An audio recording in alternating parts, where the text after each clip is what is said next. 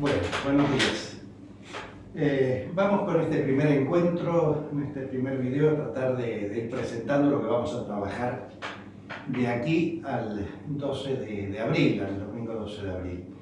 Vamos a ir acompañándolos, dándoles unos minutitos, unos 10 minutos nada más, de la meditación de los distintos textos de la Pasión, con los 4 evangelistas, intentando ordenarlos, ¿sí? Medio temporalmente, tratándolos de organizar.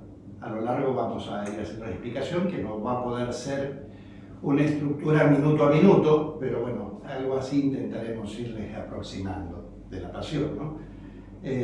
Consejos prácticos. Intentar buscar un rinconcito, poner una imagen, como nosotros pusimos, que los motive, ¿no es cierto?, a la devoción, generar un rincón, digamos, de oración dentro de lo que es su casa. El video de hoy, más allá de la introducción general de cómo va a ser la estructura de cada encuentro, vamos a hacer como la presentación de lo que son las pasiones. Hoy a la tarde, en el segundo video, haremos la otra presentación también de lo que es la pasión. Después ya del tercer encuentro, que sería el día sábado, comenzaremos a analizar parte por parte de cada uno de los textos. Bueno, yo soy el padre José Luis Rey, el párroco aquí de San Martín de Porres.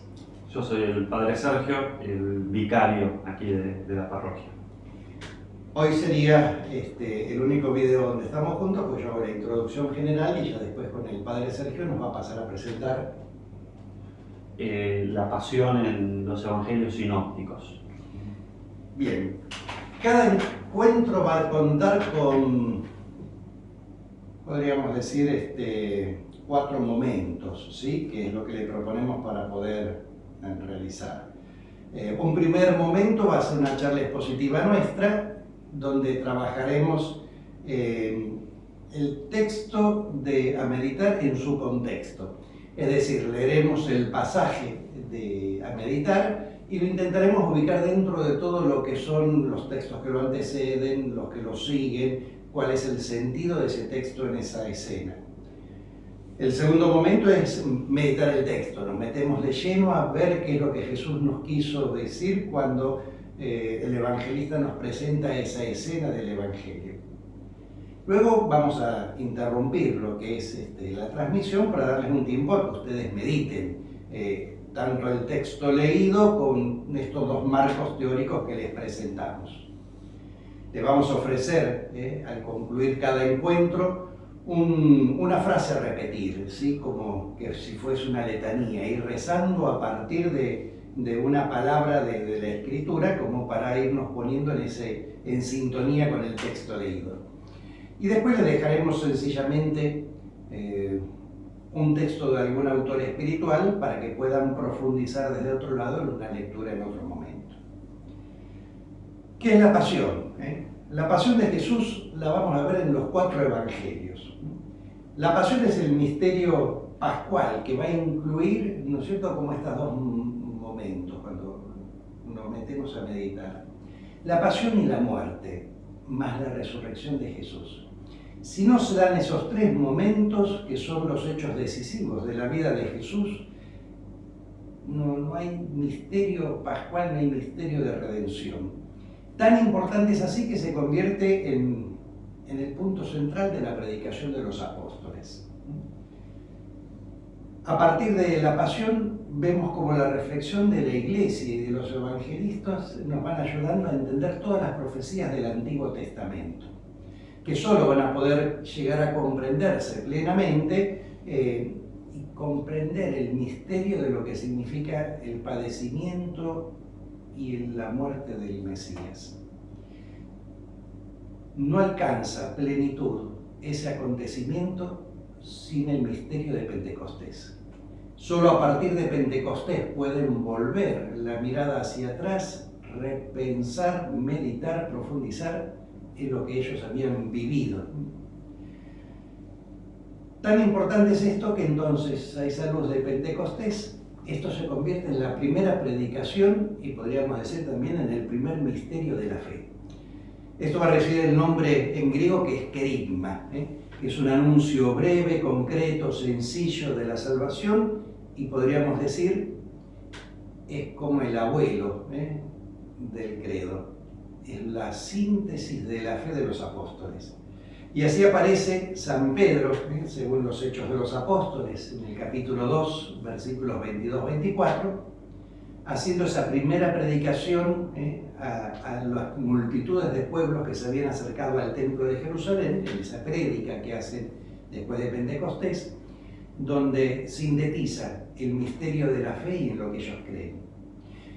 Israelitas, escuchen, a Jesús de Nazaret, el hombre que Dios acreditó ante ustedes, realizando por su intermedio los milagros, prodigios y signos que todos conocen, a ese hombre que había sido entregado conforme al plan y a la previsión de Dios, ustedes lo hicieron morir, clavándolo en la cruz por medio de los infieles. Pero Dios lo resucitó, librándolo de las angustias de la muerte, porque no era posible que ella tuviera dominio sobre él. Este es el mensaje central y esta es la síntesis de la experiencia que pudieron vivir los apóstoles junto a Jesús en la pasión. Tan importantes es este acontecimiento que no solo aparece en los 4 evangelios, sino que es lo que se convierte en clave en esos primeros tiempos para poder determinar si un texto escrito se consideraba un evangelio que decimos canónico, es decir, aceptado por la Iglesia, o lo que se considera apócrifo. ¿Qué significaría apócrifo? No significa nada extraño, aunque a veces no lo quieran vender, sino que sencillamente no es aceptado como revelación de Dios. Lo cual no significa que no tenga algún dato, algún contenido que sirva para la fe. Los nombres de San Joaquín, Santa Ana, los abuelos de Jesús, de hecho salen de los evangelios apócrifos, pero por tradición popular, no como contenido de fe revelada. Para que un evangelio sea considerado canónico, tiene que tener sí o sí los relatos de la pasión. Contenidos de frases sueltas de Jesús, relatos solo de la infancia de Jesús, no son considerados como evangelios porque falta lo central. Toda la estructura del evangelio está pensada a la luz, ¿no es cierto?, de este misterio de la muerte y resurrección de Jesús. Comprender ese misterio de lo que significa la pasión nos lleva entonces a dar en el mensaje central. Por eso es que los evangelistas no se pierden en contarnos, como haría algún otro escritor, los sentimientos, qué es lo que pasan por los personajes, a describirnos la psicología de cada uno. No nos cuenta por qué Judas decide entregarlo a Jesús, más allá que a lo mejor una expresión. No cuenta todo un desarrollo psicológico, como a lo mejor si alguno leyó Crimen y Castigo de Dostoyevsky, nos van presentando el personaje central, cómo empieza a entrar en un estado febril, qué va pasando por su cabeza, cómo odia a la casera, cómo se la imagina, cómo imagina matándosela, y en esa descripción psicológica se va perdiendo, ¿no es cierto?, ese relato para meternos en lo que siente, piensa, razona y quiere realizar el protagonista. Acá sencillamente nos pone: Judas era ambicioso, Judas era un ladrón, optó por las monedas y lo vendió. No se detiene en esos detalles de descripción. Sí, la pasión va a tratar de meternos en la línea de lo que es el profeta Isaías con sus relatos del siervo sufriente. Es decir, se lo presenta a Jesús como aquel que sufre sin culpa, muere pero no como castigo. Con su muerte demuestra la solidaridad con la humanidad, que la muerte no es una situación definitiva y que la muerte de Cristo es fecunda. Tan fecunda es que el mismo Pablo la pone en el centro de la predicación. Y por eso en el primer texto del libro de Corintios, capítulos 15, versículo 14, nos dice: y si Cristo no resucitó, es vana nuestra predicación y vana también la esperanza de ustedes, la fe. ¿Cuál es el núcleo más o menos común a todas las pasiones que van a contener como relatos? Generalmente comienza con la agonía en el huerto de los olivos. Sigue la traición de Judas. Relata que esa traición de Judas hace posible el traslado de Jesús al juicio. Comienza el juicio con las autoridades judías, donde se presentan todos los argumentos que por la ley judía Jesús debe ser condenado a muerte. Es después llevado ante la justicia romana. Es sentenciado, es condenado, y de esa condena, instigado por las autoridades judías, es llevado a la flagelación. De la flagelación es llevado al Calvario, que es el lugar de la ejecución, ¿no es cierto?, de la pena que las autoridades romanas van a decretar. ¿Cómo leer la pasión?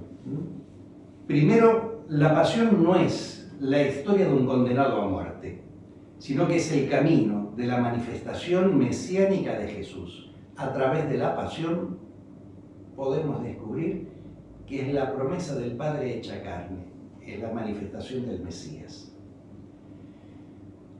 La última definición, ¿sí? El relato de la pasión presenta otra novedad con respecto a todo el Evangelio. Si bien la vida pública de Jesús está dividida como en escenas, fue, vino, no tiene como mucha relación, ni en tiempo ni en acontecimientos. A veces son relatos aislados, unidos sencillamente fue a otro lugar. Sin embargo, la pasión sí se presenta como un cuadro orgánico y firmemente organizado. Desde ahí, podríamos decir, comenzó la escritura y la comprensión del Evangelio. Ese es el mensaje central. Por eso lo lleva a un teólogo a afirmar que el Evangelio es un relato de la pasión con una gran introducción. Y esa gran introducción puede llegar a ser como Lucas, comenzar por el nacimiento, Mateo, las genealogías, el Evangelio de Juan, remitirse al verbo que desde toda la eternidad Dios pronuncia, pero la pasión, más allá de pequeños elementos que se suman u otros no lo relatan, es un todo orgánico en tiempo y forma que se va desarrollando desde ese encuentro, donde es aprisionado Jesús, es entregado, hasta su crucifixión, muerte y resurrección.